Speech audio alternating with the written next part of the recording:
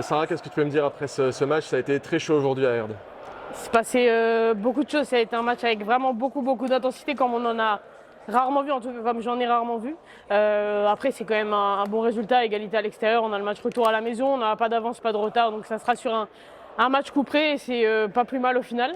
Même si c'est un peu frustrant sur la fin parce que je pense qu'on peut quand même partir avec un +1 ou un +2.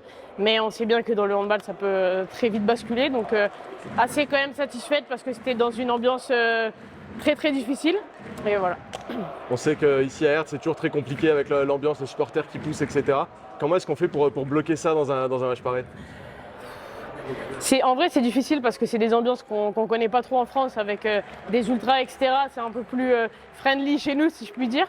Mais c'est ce qu'on aime aussi, ça nous pousse, même s'ils ne sont pas pour nous, ça nous pousse. En tout cas, personnellement, les coups de sifflet, j'aime bien quand on me crie dessus, ça me donne encore plus d'énergie.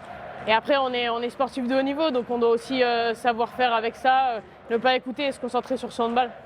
Yes, it was a little bit like a roller coaster. I feel like both teams played on the highest level in some periods, but we could also show that we could make mistakes. I feel like this was the first half of the battle. So I feel like we have a lot of things that we can improve for next week, and I hope in front of our spectators we can make this last step to go to the Final Four. What do you expect for the next game, the game at home? Yes, I expect that maybe we will be more like clever in the shoots, because I had the feeling that we had a little bit of problem with the goalkeeper. We had the chances, but we could not score.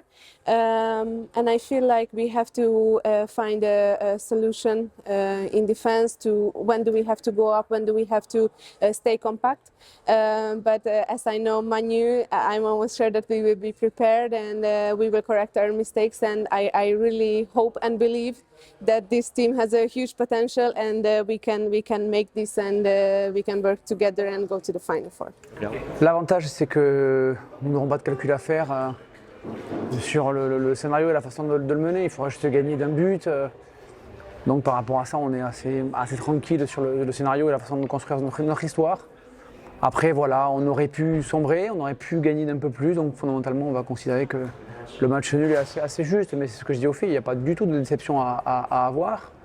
Il faut juste prendre la mesure de ce qui s'est passé hier. Brest ne gagne que d'un petit but contre Bistrita à l'extérieur. Cheseme perd d'un but à l'extérieur aussi. Voilà, on est sensiblement dans la tendance de ce qui se fait, de ce qui a pu se faire sur un premier match de Ligue des Champions en quart de finale. Donc voilà, on va travailler. On a un petit peu moins d'une semaine maintenant à récupérer et puis enchaîner ensuite derrière. Sur quoi ça s'est joué? Parce qu'on a senti qu'il y a des moments ça pouvait basculer. Ouais, d'abord on a raté plein de petites choses. Je crois on a 2 balles de +4 qu'on rate sur 2 tirs à 6 mètres et 2 roucoulettes. Donc je me dis bah merde, c'est un peu dommage. Mais comme j'ai au vestiaire, ce sont les mêmes roucoulettes qui nous ont fait rêver il y a assez peu de temps quand les filles les ont mises aux arènes ou ailleurs. Donc, après voilà, il faut qu'on règle les choses défensivement, il faut qu'on soit un peu meilleur sur grand espace, il faut qu'on arrive à mieux maîtriser 2-3 petites choses qui font que derrière un match part dans une trajectoire, une diagonale un peu différente. Donc voilà, on pense qu'on a de la marge. Maintenant, il y a le dire et puis le faire.